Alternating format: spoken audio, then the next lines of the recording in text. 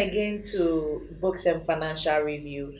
This is the place where awesome writers meet awesome readers. On this platform, we go around looking for all the great reads for our personal development, our societal development, our religious development, spiritual development. And we are at it again, bringing to you a very great book. Guess what? Today is poems.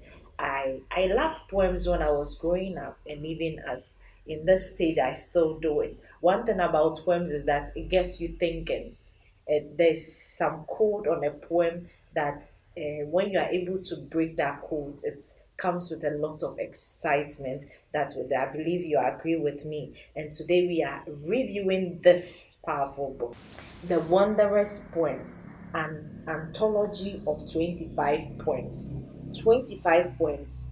Ah, there's such a book that each and every one of us have to have in our shelves, and we'll be diving more into it. And today we are graced to have the author also with that, so he's going to justify what he has in here for us today. Thank you so much for making time with us. This program is brought to you by Back Publishers, a tradition of printing excellence. Famous Accounting Services, growing businesses beyond just one generation. Borders Books Cafe, a place to be inspired. We'll be right back to go into this wondrous poem. Welcome back. If you just joined us, this is your favorite and number one book show. This is the place where awesome writers meet awesome readers. This is where we recommend all the great reads for you for your personal development. And you don't get it on any platform, but on this platform. Today we are at it again. We have in the house a great author. He's been on this platform before with Pay My Debts. I believe a lot of you who got this book has enjoyed the reading, how poetic this writer was with his book. And today he has come up with the wondrous poems. And he's here to justify what he has in this poems. I love poems. And it's so much exciting with how people come up with poems. The intelligence, they are able to put words together, play with words to be able to come up with poems. And he's here to help us to review the wondrous poems. He's in the person of Mr. Daniel Owusu-Pantin. Thank you so much, sir, for making time with us again. Thank you. Before we start, I would like to congratulate you again on this poems, the wondrous poems. And I've read it, it has inspired me a lot. It's not only about poems, but so much moral lessons in there that will be able to build our society. So how you are very poetic. You are such a great poet. I must comment. Thank you. Do you have any background or heritage of a literal background, or this an inheritance? Yeah. Thank you very much. My father, the late Reverend Jacob Sidu, inspired me a lot. Okay. My father was a very prolific reader, and he had his own library, and he was always reading. And as a child, I grew up respecting him so much, and of course, he was somebody who had a lot of respect in society and with his colleagues. And I wanted to be like him. So initially, the curiosity of finding out what is he always reading. And he had a library in the months. So I sometimes slipped and went to the library. Mostly, I'm very good in looking at some fact books. I tried to make meaning out of them. Some of them I couldn't understand them. But as a priest, he was supposed to have even books that relates to children's surveys and whatnot. So some of them I could lay my hands on them and try to read. But the most important thing was that I saw him always reading, and I also felt that I should be reading. It's just that I wanted to be like my father. Okay. So that was the starting point. Okay, so that has actually nurtured this reading culture in me. Okay. In fact,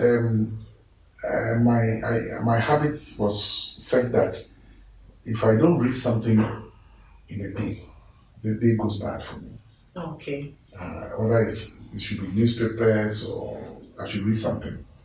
That has been part of my life. Okay.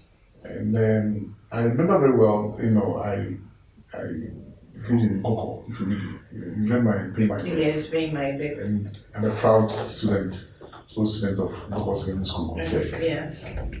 And when I was in the elementary school, I was part of the elementary school children who went, who participated in the commissioning of the library at Coco. Okay. The Coco Library. Okay. Yeah. I was part of the school choir.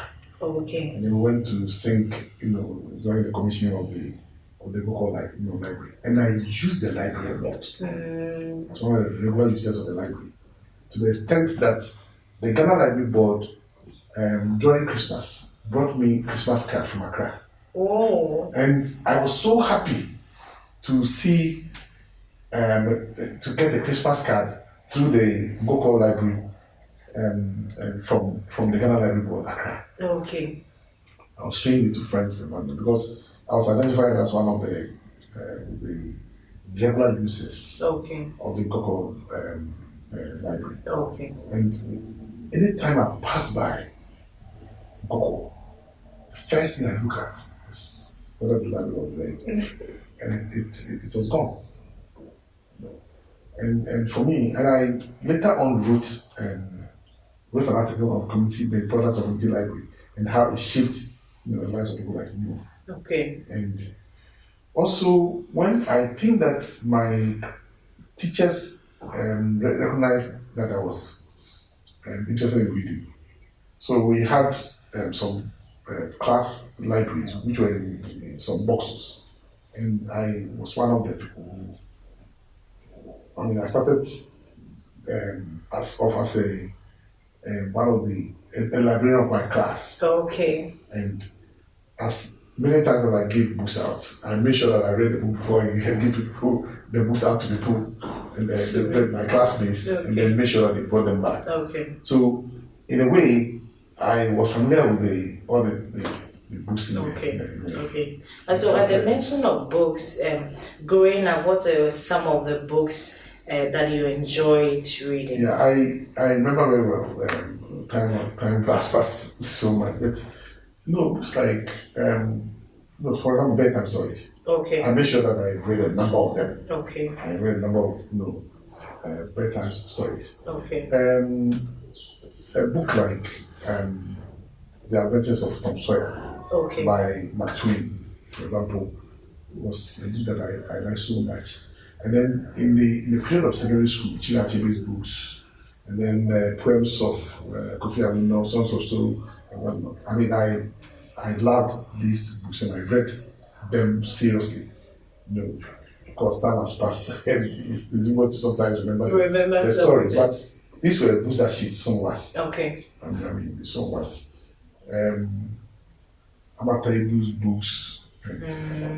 Okay, that's a great one. Just as you mentioned, these are some of the books that have shaped his life and has brought him this far. And so we'll be getting more into his poems when we come back from the break. I have to remind you that Back Publishers is into printing, any kind of printing, your books, security papers, journals. The best place to look at is Back Publications. If you've not had a good read also for this month, call 024885931. I recommend this book I have read it personally, although we are about to go into it, for all school-going children. We are yet to go into it more to get what we have in here. But if you want a good read for this month, call 024885931. Call the same number also to join the Africa Must You Read book club. On this note, we'll be taking some short messages. We'll be right back. Welcome back. If you just joined us, this is Books and Financial Review. This is the place where awesome writers meet awesome readers. Today we are meeting a very wonderful author and a poet. I love poems. I believe you do too.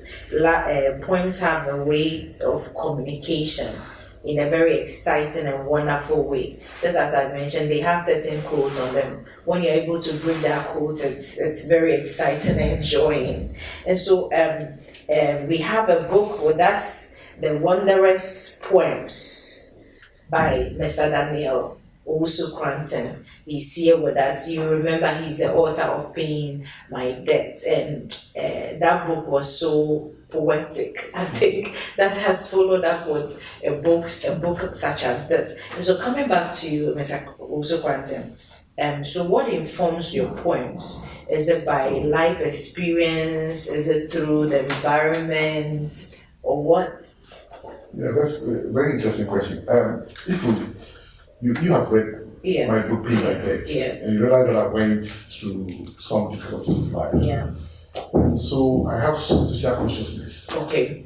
very strong social consciousness relating to things like the need to protect the environment, the need to be patriotic, the need to ensure that we pay attention to the fact that Ghana is a very rich country, naturally rich, and that our behavior and how we have not been able to protect national interests has been the cause of a number of problems that we have. And I love nature. I love nature. In fact, in my childhood days, I used one of the things I enjoyed doing most was to have a clear sky and looking at the moon and the stars. And sometimes I made the mistake to think that I can count the stars. And as many times as I tried, I realized that it was not possible. And that opened my eyes to the fact that nature is vast. Nature is vast. Yeah. And you realize that God, in His wisdom, created something that we human beings we find it difficult to understand. So that was the way in which I started realizing that no matter how prosperous or what I become in life, I'm just an insignificant part of the whole thing called nature. And that humbles you. You know, if you realize that nature is so vast, and even we have not finished even realizing or researching into the planets that we have and the stars and all the things, then it makes you feel that you are insignificant. You know, and in the scheme of things, the way God created things are very significant. Okay, I love it. I love it when you mention of you are very particular about social issues. So, looking at your poems here, I've gone through them. You are able to, bring social issues in a very poetic way, and I believe kids do a lot well with poems. If you're able to groom them with these poems of social issues, it's opening their minds to certain things. I even as they are growing up, it keeps ringing in their minds of these social issues. Just as you said, they are very particular about the environment, sanitation, and all that. If you're able to inculcate these in poems as they grow, as they recite them with excitement, and they grow up with it, I believe it's able to imbibe something in them. Yeah, and that is why I try to provide some commentary to Okay. the poems that I wrote. Yeah. Poets believe in the world of their own, Yeah. in the world of their own, and sometimes it becomes very difficult to, as you said, unlock the keys. Yeah. You don't have an understanding of poetic devices that have been used in the brevity of words, compact words that have strong and deep meanings. If you are unable to do that, you will not like poems. It's as if the poet is writing for himself or herself. So I tried to provide some commentary. Okay. Yeah. To bring out to make it easier and friendly for anybody who wants to read. But then my poem touched on a number of things: the environment, society, something like a voice against instant injustice. Okay.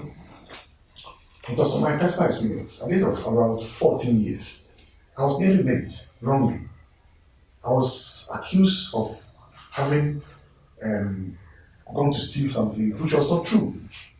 All because I was working with a bad boy, a known bad boy who lived in my neighborhood. And I was sent by my mother to deliver some message. After I was going home, I met this person.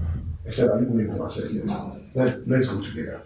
We got to that time, it was a Tazako fuel station. He said, "Oh, just wait for me. I'm coming." No, he was going to steal. So I saw him running, and the young boy of 14, I also realized I felt my life was in danger, and instinctively I started running too. Because he knew the way to run and hide. He took some course, and I was arrested. And the people thought I had come to steal with him. I was nearly lynched.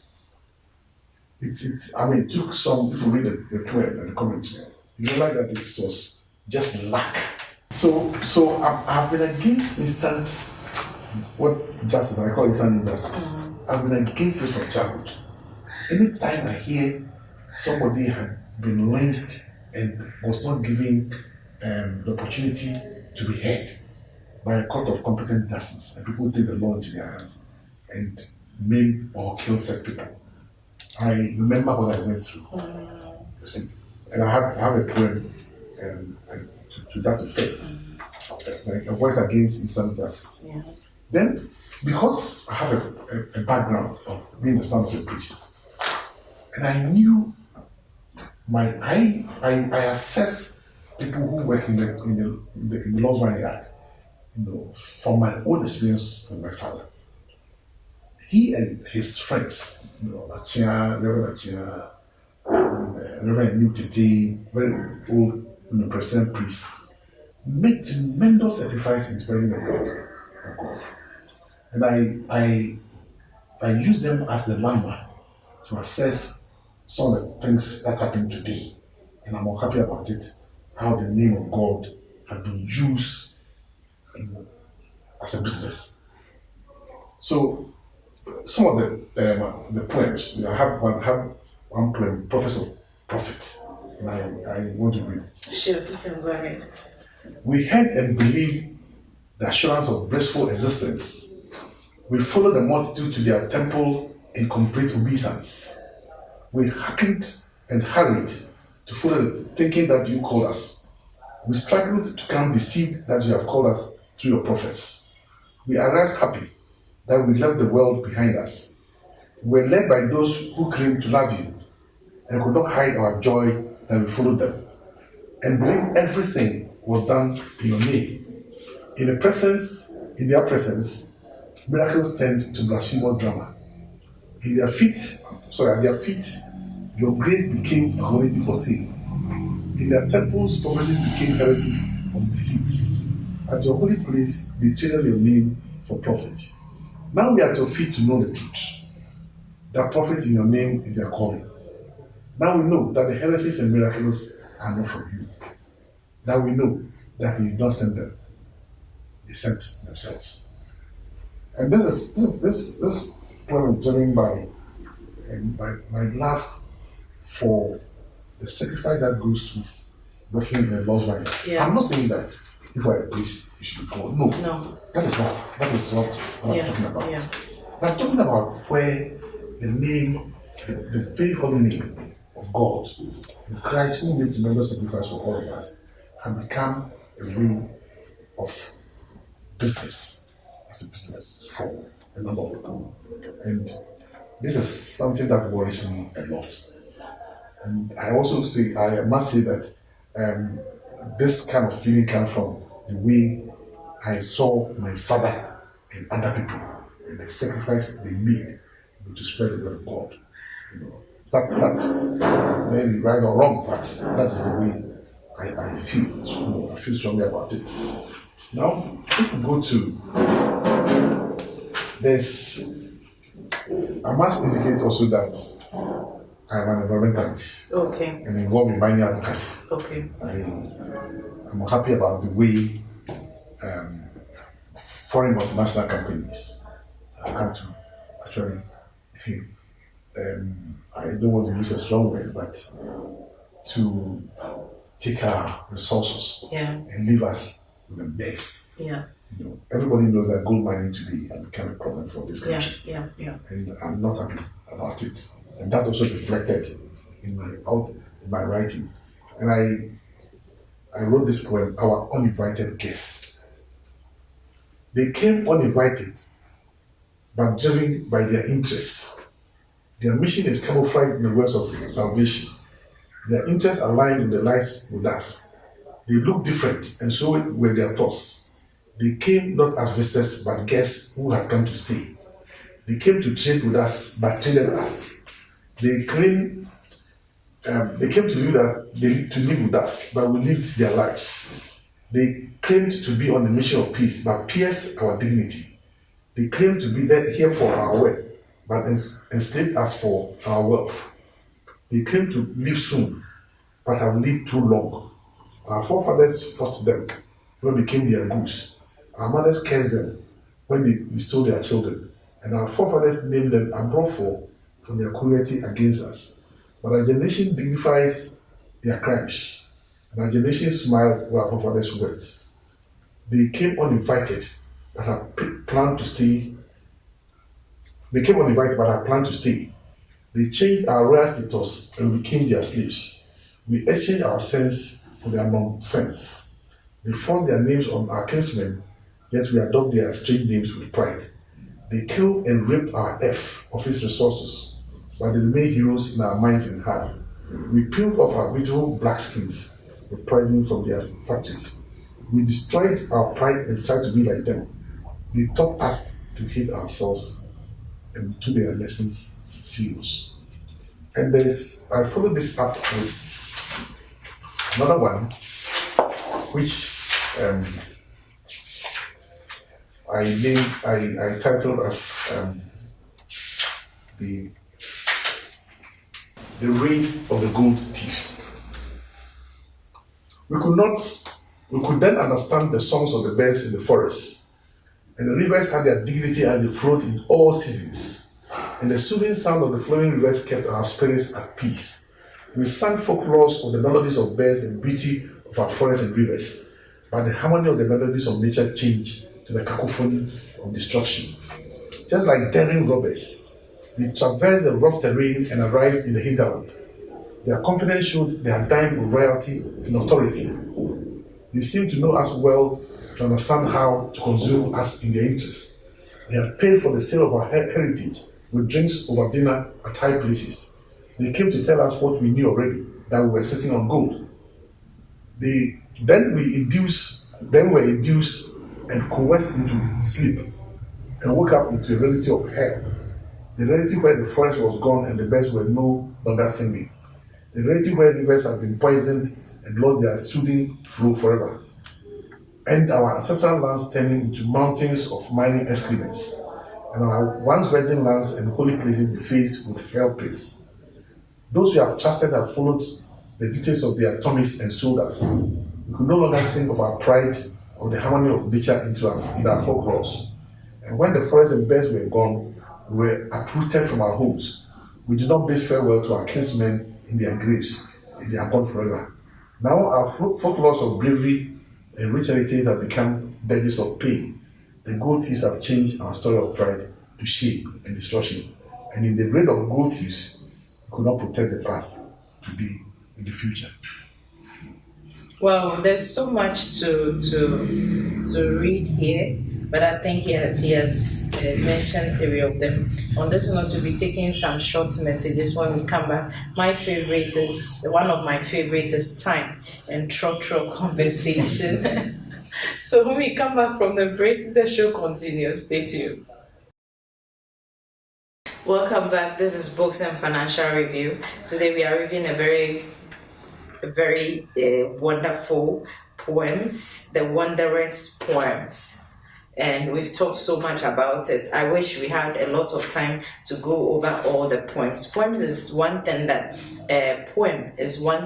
is you are able to communicate intelligently and with quotes to people in a way that is very beautiful. You agree with me? Mr. Usu Cranton just read some parts of the poems, and you agree with me. They are communications of intelligence. And we can't go through them. The title of the poems, they are 25, and we can't go through all of them.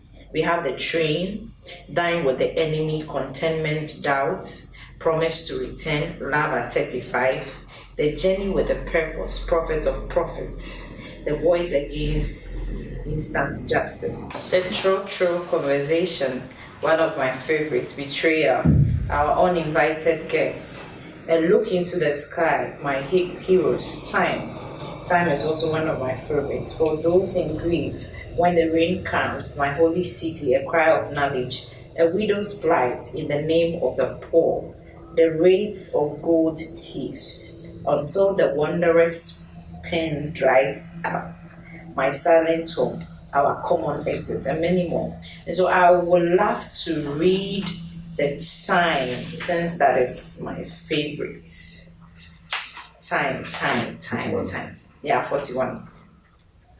Time, the imaginary resource given in equal measure to all, but managed differently by everyone. Time, the imaginary regulator of our regimented lives, and the human might and the human made whip that rules and enslaves. How much of our time, how much of our lifetime enslaves can beat our imagination? It takes the heartbeats of kings and slaves alike and reminds us of our remaining breath. The words of salvation are subjected to the rules of time. Be slave, be saved now. It is the subject of the clock. It tells how long you have sojourned here and compels you to accelerate. It is the greatest reminder of the fleeting nature of our lives. It is on time that decisions of our lives are taken. Check your clock, and there is a reminder now, a time-bound decision that life is short. Wow, that's so beautiful. This he said it reminds us to accelerate. It reminds us of the breath that we are left with. It's we have it, both the king and slaves have it alike. It's one commodity that is common to everyone. Yeah. That's And it tells you that your life is short. And it tells you that your life is short. Besides, if you're able to memorize this, it keeps you always on your toes. That time is important. You don't just have to play around with time. That's so beautiful. And so as we are wrapping up, what do you want these poems to achieve? You mentioned that you are being inspired by nature, environment, and social issues. What do you want them to achieve? Is it to bring people's minds to social issues? Love, family, or to correct certain abnormalities? I think this time, especially in our continent, this can correct some abnormalities we have with regards to our time. Yeah. It is all encompassing. That's what I call the wondrous poems. Yeah.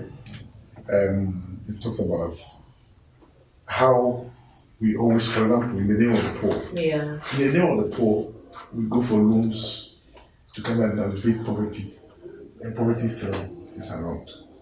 We hold conferences in plush places in the name of the poor, and the poor people are really not even there.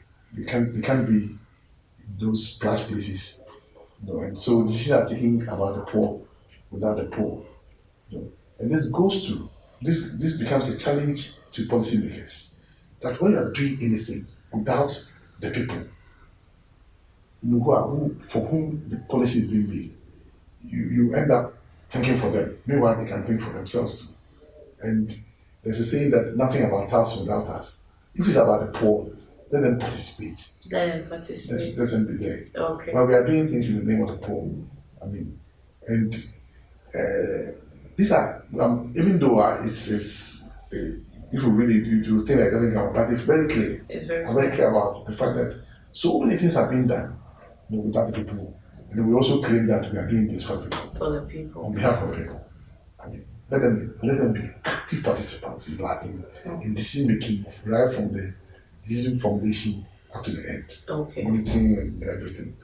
Okay. So the poem touches on various aspects of life.